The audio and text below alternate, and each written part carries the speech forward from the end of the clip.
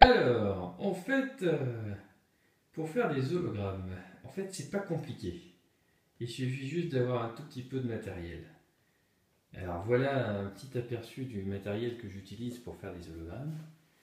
Bon alors il faut faire un peu le tri parce qu'il y a pas mal de bordel, genre un lama en plastique. Par exemple, ça c'est un sujet, hein, ça rentre pas dans les ingrédients.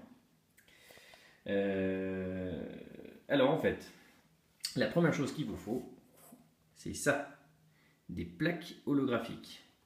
Par exemple du PFG 03M. En fait, c'est des petites plaques en verre avec un composé dessus sensible à la lumière. Ça ressemble à ça une fois que c'est développé.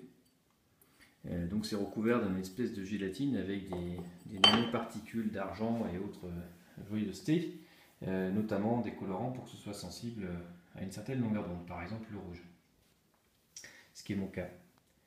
Ce dont vous aurez besoin ensuite, c'est évidemment d'un super sujet à holographer comme un zèbre en plastique par exemple. Il faut que le sujet soit dur, rigide, qui ne se déforme pas, même un tout petit peu, qui soit si possible assez lumineux, enfin, disons qu'il reflète bien la lumière rouge, en l'occurrence pour mon laser rouge. Il vous faut un tapis de souris, donc si vous n'en avez pas, fournissez-en un, ça permet d'amortir les chocs, même les micro-chocs en fait. La sismologie naturelle de votre région peut suffire à foutre en l'air votre hologramme. Bon là évidemment mon installation elle est un peu bancale, il faudrait faire ça sur une table en marbre, coulée dans le bronze, enfin un truc vraiment solide. Il vous faudra une lumière verte, ou en l'occurrence ça marche aussi avec un laser vert si vous voulez vous éclairer. Enfin, bon, il vous faut quelque chose qui fasse de la lumière verte, parce que l'hologramme rouge n'est pas sensible à la lumière verte, donc ça vous permet d'y voir dans le noir. Ensuite il vous faut de quoi développer votre plaque. Alors en général, il faut se rapprocher du mode d'emploi du fabricant de la plaque en question, donc un petit peu de chimie s'impose. Vous pouvez voir ici 3 petites bouteilles. Donc on stocke séparément le composé A et le composé B, qui sont des mélanges eux-mêmes de trucs. Je vous renvoie à la notice. Et donc on mélange les deux juste avant la session de développement, parce que si on les mélange dès le départ, en fait ça s'abîme assez vite, donc il faut les stocker séparés. Et l'espèce de produit bleu, ça permet de donner la finition du développement. Il y a une question de révélateur et fixateur. Je ne suis pas un expert en photographie, je renvoie la question au photographe. Il vous faut également de l'eau en grande quantité, si possible de l'eau un petit peu propre, genre de l'eau injectable. On peut trouver ça en pharmacie. Attention, il ne faut pas la boire. Hein. Il ne faut pas la boire, ni se l'injecter d'ailleurs. Dans cette bouteille, je stocke en fait un solvant.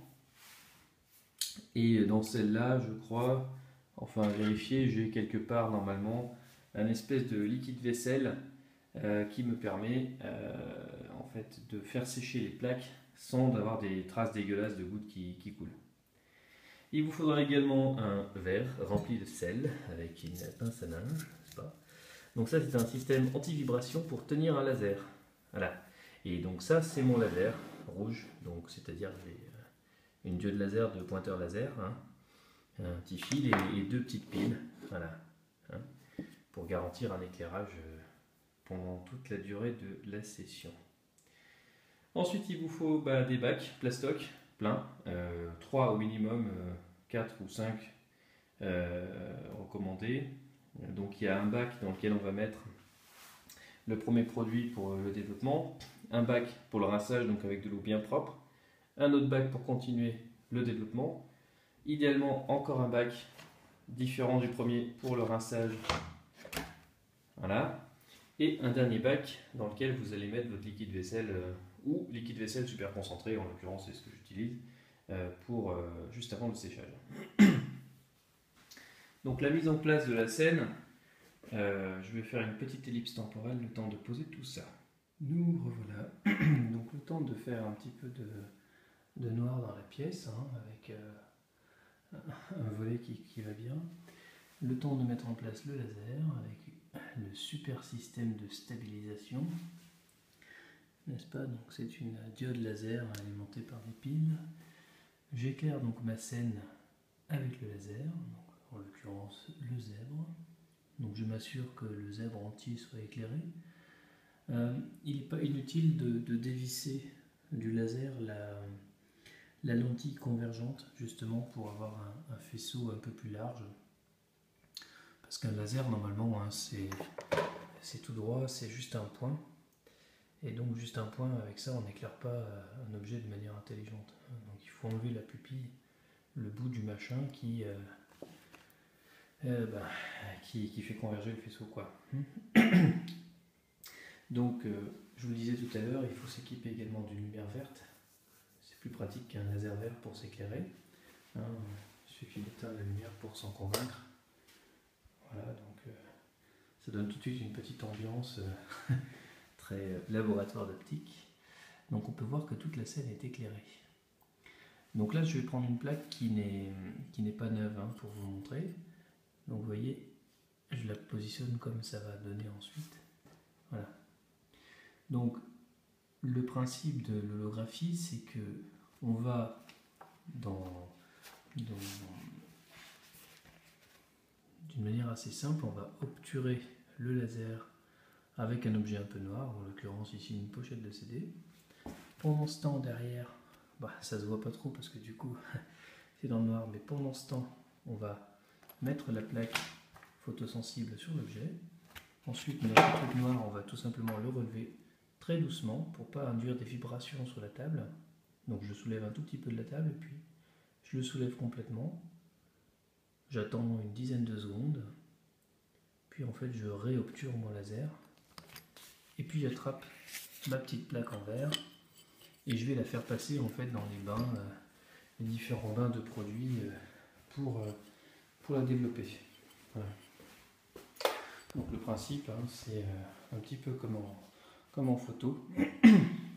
Donc cette plaque-là, elle a déjà servi pour faire un hologramme. Donc là, je ne vais pas maintenant mélanger tous les produits, les machins, parce que sinon il faut que je me lance dans une longue session. Il faut que j'ai des choses à holographier intéressantes, j'ai pas envie de gaspiller mes produits. Mais donc cette plaque-là a déjà servi à faire un hologramme justement d'une bestiole, je ne sais plus ce que c'était. D'ailleurs, je vais regarder au laser. Alors, qu'est-ce qu'il y a là-dedans? On a quoi là? Ouais, celui-là c'est un raté. Voyons voir un autre. Celui-là c'est quoi? Est-ce que ça serait pas justement celui-là le... Voyons. Le problème. Ce type d'hologramme, en fait, pour l'observeur, il faut l'éclairer de la même façon que ce qu'on a éclairé l'objet au moment de l'holographie. Alors, est-ce qu'il est où? Ah, ça y est, je le vois.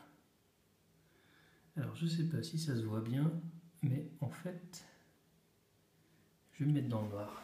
Il verra peut-être mieux. Ça, c'est en fait un hologramme de zèbre. Je sais pas si vous voyez l'image d'un zèbre dedans. Voilà, ça y est, on voit un petit peu sur la vidéo. Vous voyez le zèbre en 3D dedans? Voilà. Et ben en fait, c'est un hologramme que j'ai fait du zèbre que je vous ai montré juste avant.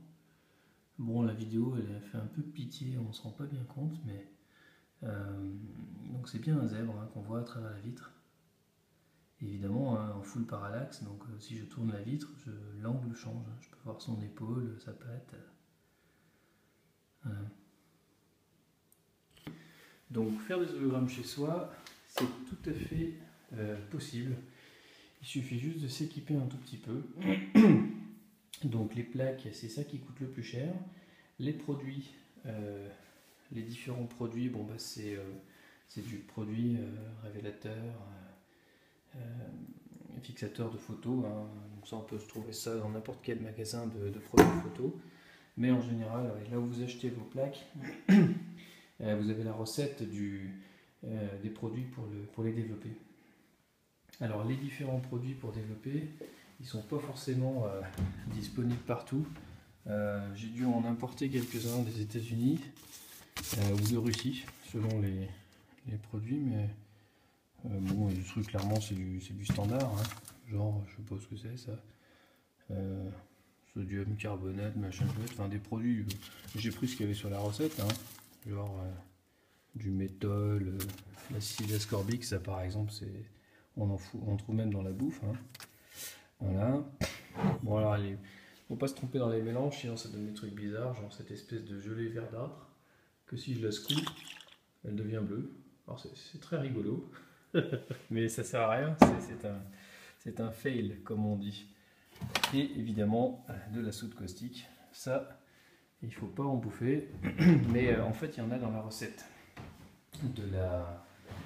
du premier produit dans lequel on trempe la plaque. Donc quand vous allez faire votre mélange, ouais. Et la bouteille, en fait, elle est jaune à cause de l'acide ascorbique hein, qui s'oxyde un petit peu, ou, alors, je ne suis pas chimiste, mais en gros qui travaille avec le temps et qui devient du coup jaune. Voilà. Et donc c'est dans cette bouteille-là, le principe de la bouteille B, qu'on a de la soude caustique. Alors quand vous faites votre mélange, allez-y doucement avec vos petits doigts parce que ça picote un peu. Hein. Donc prenez bien des gants quand vous faites vos petits mélanges. Voilà. Et donc, donc le générateur qui est là, en fait, il ne sert à rien dans le cas dans le cas des hologrammes, sauf éventuellement à prendre le relais des piles si elles sont mortes. Dans mon cas ici, il sert en fait à brancher des pinces croco avec des pièces en argent dessus. Et je m'en sers pour faire une hydrolyse de l'argent dans de l'eau injectable pour faire de l'argent colloidal, mais ça sera l'objet d'une autre vidéo. Enfin, en tout cas, un petit laser rouge, ça coûte 8 €, ça coûte rien. Un tapis de souris, ça coûte rien. Les plaques holographiques, comptez quand même bien 80 €. C'est vite cher ces petits trucs. Ça vaudrait presque le coup d'essayer d'en faire soi-même, mais je ne maîtrise pas encore la partie chimique permettant de le faire correctement. Voilà. Mais donc là, mon installation sur une table en bois, ça convient pas non plus. Quand j'ai fait mes hologrammes, je les faisais sur un laboratoire improvisé, sur un évier en béton. Voilà. Il faut un truc assez stable qui bouge pas. Ça par exemple, le sol c'est pas bon. Du parquet, quand on marche, ça bouge. Donc ça suffirait pour faire bouger suffisamment pour rendre l'hologramme flou, voire totalement impossible à regarder. Voilà. Vu que l'hologramme c'est le laser qui traverse la plaque, qui se cogne contre l'objet et qui retraverse la plaque, l'hologramme en fait on stocke en fait une figure d'interférence dans l'épaisseur du produit qu'on a sur la plaque. C'est-à-dire la lumière, hein, quand c'est un laser, c'est cohérent, donc ça fait comme une petite vague. Ça cogne l'objet. La vague, elle est soit ralentie, soit atténuée, soit déphasée